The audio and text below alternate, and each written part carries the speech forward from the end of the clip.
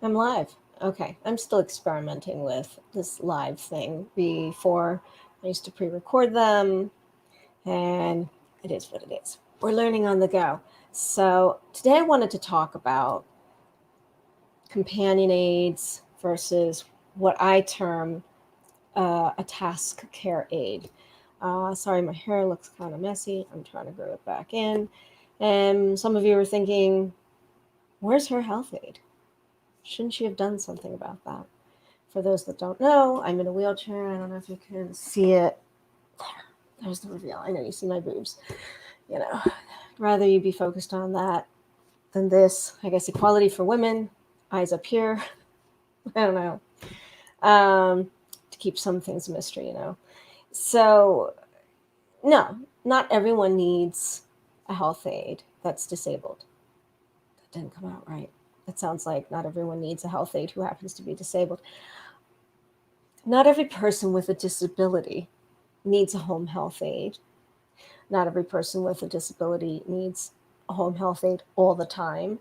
They don't need them for every single thing because everyone's different in what they require. So there's different categories of aids. Some are called home health aids. Some are called personal care aids. Some are called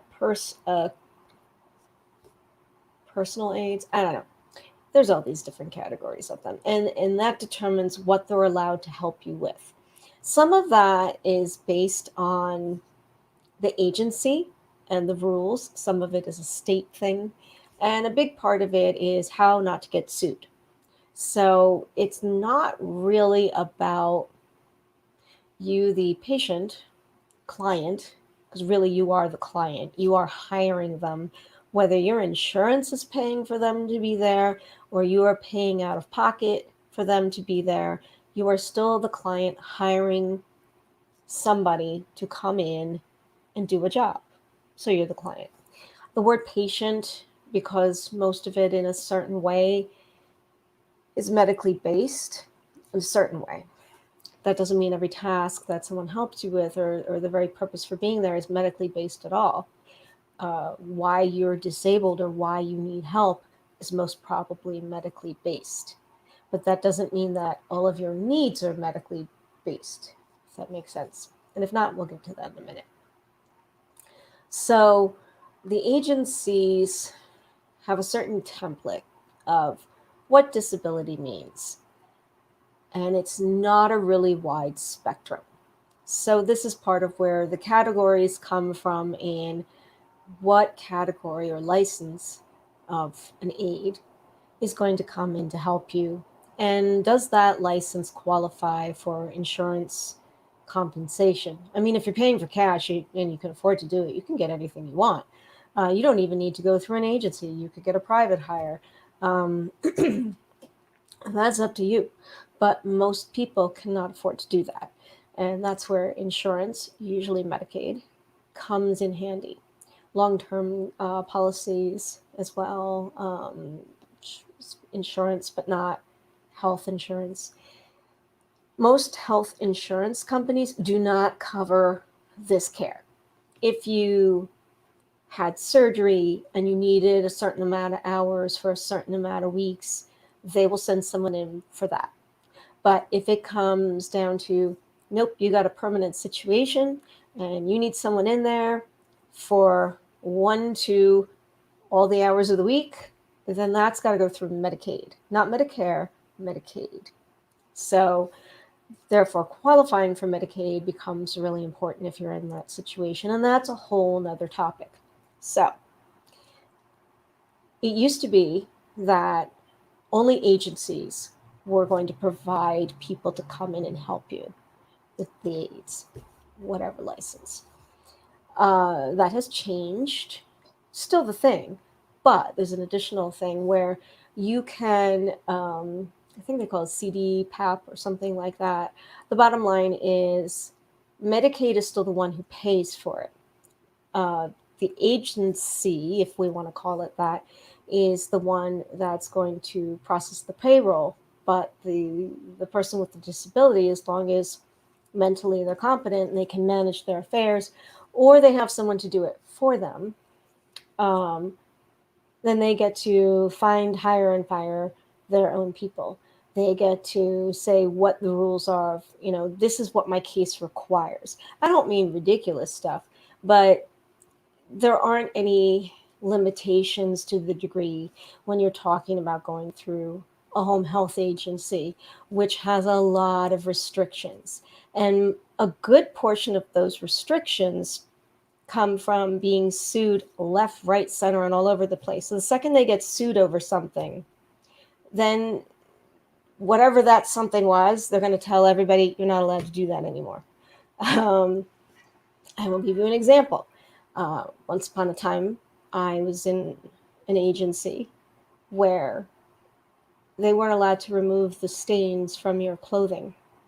They were only allowed to take the clothing and put it directly in the machine, which means in most cases, most stains are going to get set that way and your clothing is going to be ruined.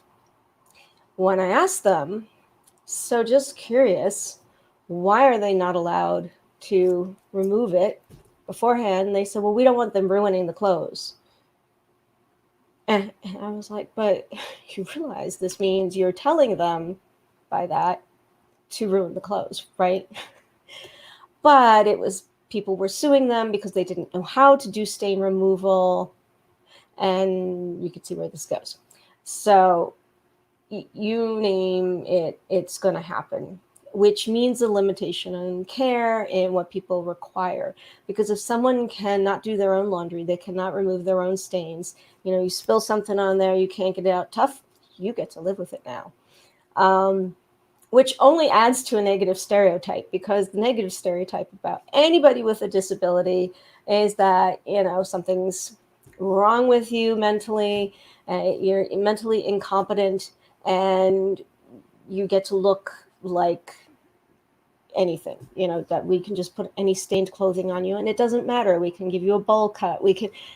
There's a whole stereotype to do with that. So you can imagine that many people with disabilities are not thrilled by this little rule that's in many agencies. So anyway, good luck trying to fight any of that stuff, because as much as they are there to provide for you to meet your needs, everything is a battle. So that's where, if you can have someone who comes to you and you get to be the boss, and that's a positive thing, even though in the industry it's looked at as a negative thing, again, to do with negative stereotypes about the disabled, it will go so much better if you get someone in who gets that you are a person, that you need help with things, and they are there in many cases to either do things with you, do things for you, or sometimes be your hands. And you're like, what? In some cases, I just literally can't do something, and I want to sit there and I want to go, okay, what are the ingredients on this thing? And if I can't do that, I need you to either, if I want you to, read it for me, or I want to see it myself. Because it is my life. I want to be a part of it. And sometimes, whether it's just trying to, take something apart, whatever it is, sometimes you need to just direct someone's hands and say, okay, try this, move to the left, whatever. Think of it like anyone who can't move their own furniture around the room or adjust a painting on the wall. They have someone do it for them. Sure, is a little frustrating. Yeah. But if the person assisting you with that just accepts what that is, then they go with it and you work together, but in a different way. Now this gets to, what kind of aid do you need according to your disability requirements? There's something called a companion aid, which some people like to call it buying a friend. Because if you don't need that, that's how it feels if that's what you're forced to deal with. And then your actual needs are not met. Now let's break down what that means. I like the term a task care aide. No, it's not an industry term, it's a term I use because I'm not 90 years old and I have 8 months to live and I just can't do anything. And so, really, I need caretaking. I need someone to just do some stuff for me. And I'm not young and needing independence. Someone elderly who's, in their end stages needs that too, but on a different level. There is a difference. If you have a disability and that is just part of your life, period, you have to learn to manage despite it. And sometimes that's learning to do things yourself a different way. Sometimes that's with the help of others. Sometimes that's through someone else's hands. But it's just how your life is going to be led. Versus you've reached a certain point where you need people to take care of stuff for you. If you're in any terminal state and you're just no longer able to, you need someone to be able to take care of you, just like being a patient in a hospital. You need to be taken care of. So that's different than the tasks that come with independence, with having things that you have to go and do. Whether it's someone is employed or they're a mother, they have kids, they just have tasks. So if you need someone to assist you with tasks, kind of like TaskRabbit, that's open to everybody. And there's just stuff that needs to happen. You need someone to come in and either do it for you or with you, but it's got to get done. Most people with disabilities need that. Yes, sometimes that can include, and I don't mean this through TaskRabbit, but that can include personal care, like a shower or whatever. But there's other stuff they got to do in life other than eat and go to the bathroom and take a shower. There's more to life than that. Unfortunately, the industry treats us like that's all we have to do, and that we need a friend that does that for us, who's going to sit and maybe, play bingo with us or something like that, watch soap operas with us. And that's where it becomes a companion aid situation, which is a proper category, because are there people that are lonely and don't have somebody around? Somebody's causing trouble out there. Are there people that need somebody just to talk to? Of course. So then that's a very important position, to have a companion friend, a companion aid. Because if you are at that stage where either you don't have friends and family, or nobody's available or around, whatever the situation is, it's important not to be lonely. Being lonely is very unhealthy. Hello, everybody's going through that right now during the pandemic. People are having a hard time with that. Why? Well, the entire world was just given a disability. As someone with a disability, I see it very clearly. That's why everyone's freaking out, because suddenly they can't do things the way they just used to. They can't just go do it. There's suddenly this barrier to be able to do anything. There's a limitation. They just cannot. They're not allowed to. Tell me how that's different from what I experience. And I'm not saying, what are you complaining about? No, I know exactly what you're complaining about. That's rough. That is. And I have a lot of empathy for people going through that. I think they just don't recognize that it's just trying to understand what it's like to have limitations forced upon you. And either you can't do something about it, or you're trying to disobey and say, defy it. Say, no, I'm not going to listen to what's good for me, and I'm going to do it anyhow. And then there's consequences, because depending on what the disability is or the illness is and the restrictions that are now imposed upon you, there can be consequences to yourself or others.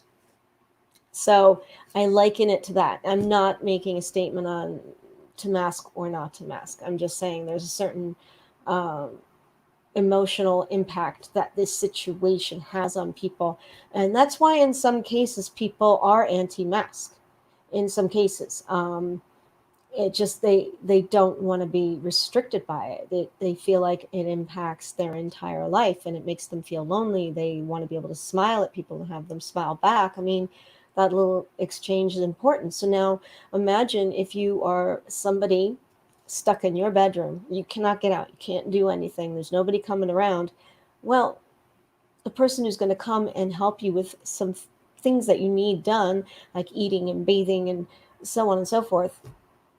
Wouldn't it be nice if there was someone to just talk to you about how you feel, talk to you about a TV show, watch a TV show with you? That's where companion aid is super important, because as the world is experiencing, that loneliness can really have an impact on your mental health, which can trigger a whole situation with your physical health. So that's part of the rationale for it. People do improve when they feel like they have that emotional support system. Now, when it comes to whether it's a companion aid or a task oriented aid, bottom line, if someone isn't going to take the job seriously and realize that those, like when you're there at that job, it's totally about that client. It's not about you. You shouldn't be on the phone, shouldn't be doing your own thing. You're at work. Why would you be doing your own thing? Otherwise, it's just like making that person lonely. They might as well have the Roomba just helping them with stuff. Now, I put eyes on my Roomba, but that's, it just, everyone needs a face. Everyone needs something, someone to relate to. Why do you think kids love stuffed animals? Why do you think they love when things have a face? It's just something we all need. We all need some type of companionship, some kind of entertainment. And depending on what kind of assistance you need, um, that matters.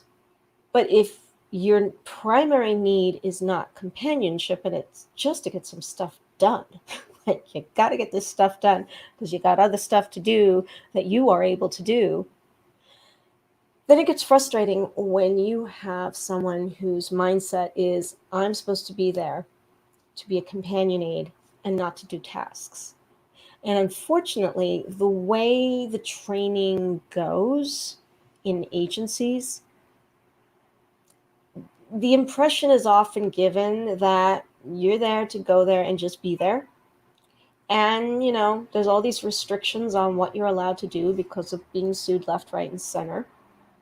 And usually through the agencies, they're definitely underpaid. So this is not an incentive to go above and beyond. And people are often forced into taking these jobs, and you're like, no, they're not. Yes, they are. uh, if someone's on the welfare to work program, the job that's going to get suggested to them is going to be home health aid. And if they go, no, I really think plumbing.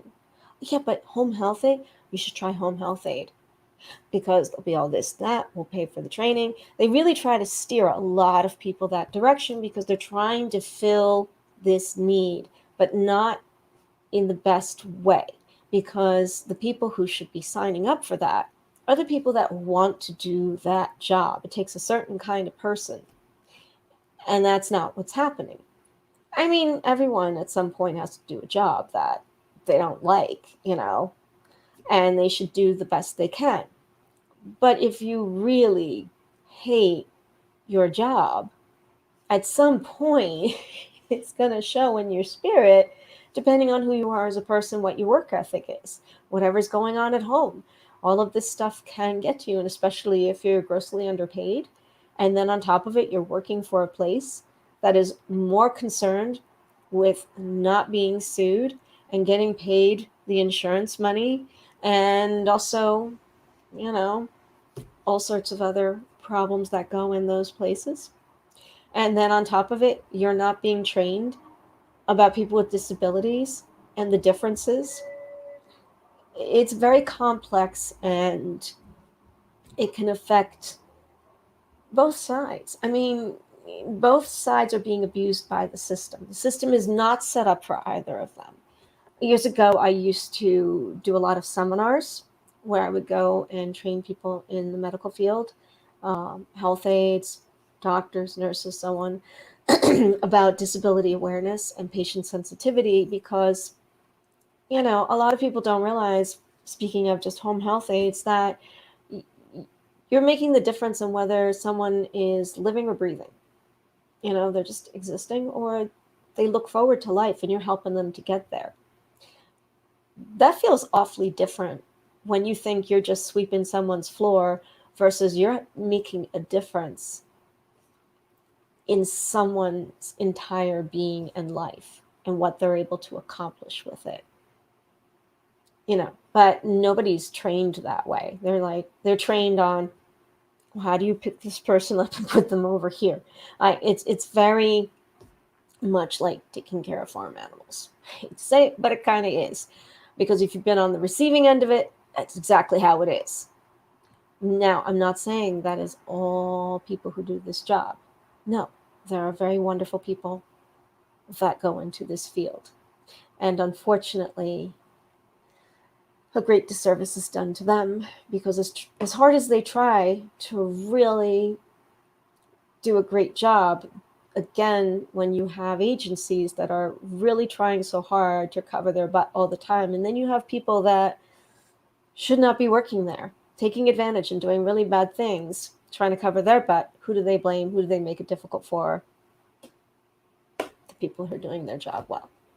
So it's a whole big mess. But I think the most important thing, if you are a home health aide or you are a person with a person with a disability, is to know whether this is about companionship or about tasks. That division right there can make a huge difference on everybody's expectations. Because otherwise, you are not on the same page and somebody is getting neglected. It's just how it works. Personally, I think that Medicaid should somehow combine with TaskRabbit and just make a program there where you can on demand get people to come and just meet certain kinds of needs and break up, you know, so that so you're not just dealing with one person all the time, because that in itself is tough. And when it comes to personal care, you have some, one or two people that are for that. You need laundry or cleaning or things like that. You just get someone in to come in when you need it done. If you could break it up, it gives you more independence. I feel like the system is not designed for and not designed by people with disabilities. It's really more about elder care, and honestly, end stage elder care. It's real because think about, I mean, my mother until the last few years of her life was very independent and all over the place. And then, things went very wrong, and then she ended up in a wheelchair and she ended up really needing almost total care. And yeah, very different lifestyle than she had been leading before. And quite honestly, how the agency was trying to meet her needs was no different than what they've been trying to do with me since I was young.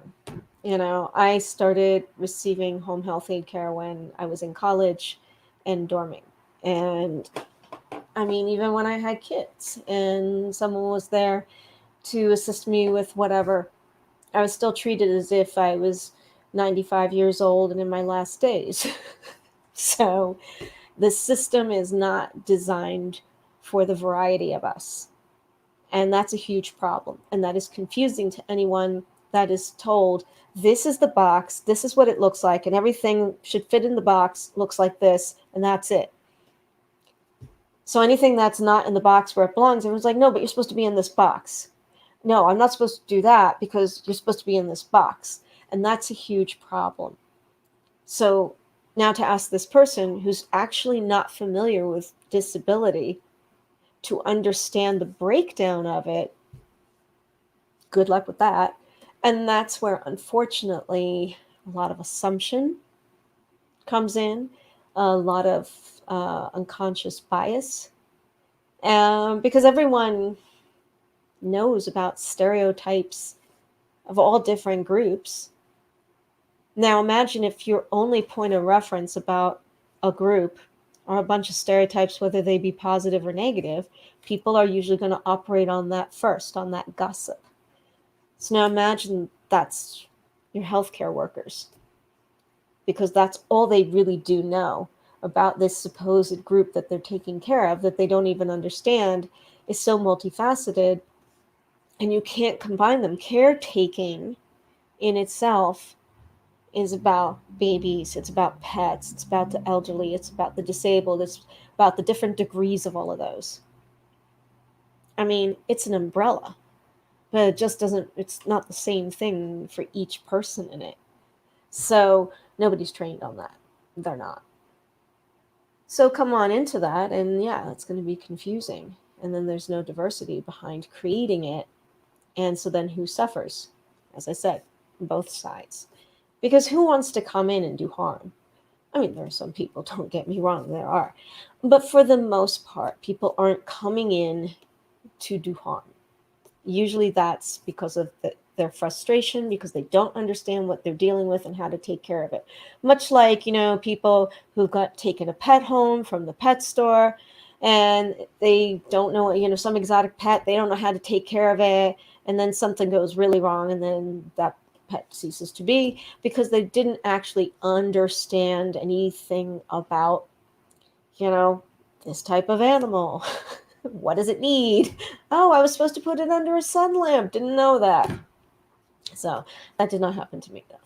I'm not into amphibians. As long as it has a face, I can keep it alive. If it's a plant, it's not going to happen. So, that would be my story. See, I do not have a green thumb, and yeah, if I was to be a health aide for plants, it just would not go well. So the bottom line here is, whichever side you're on, or if you're trying to provide for a family member who requires assistance, you really need to determine, what do they need in order to have a life?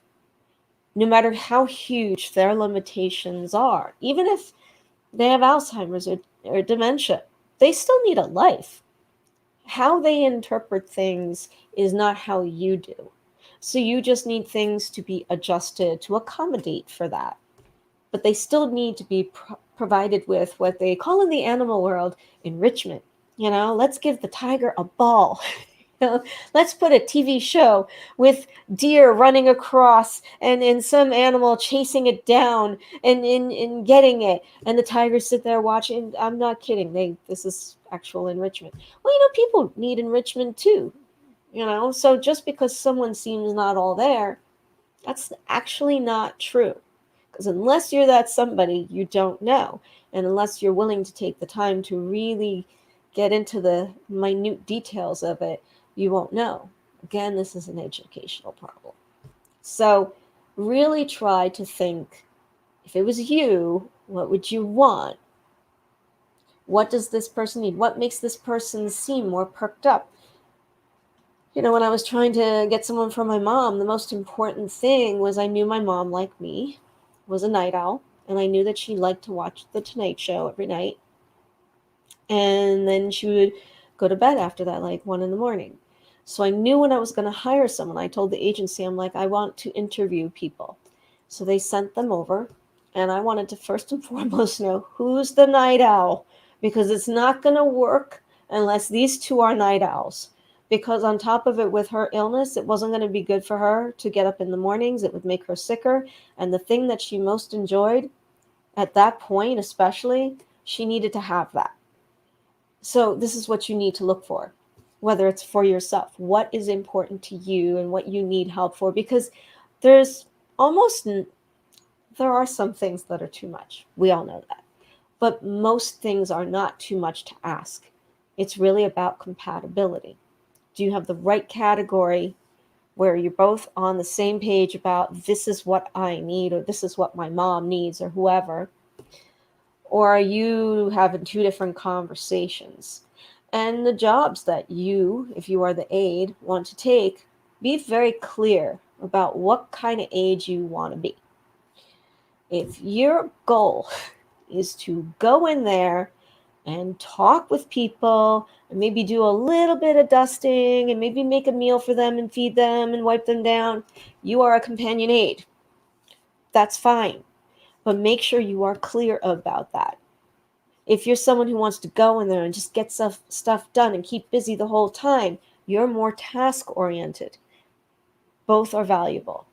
But if you have a case that needs a lot of tasks done and you stick the companion aide in there, it's not going to work out so well.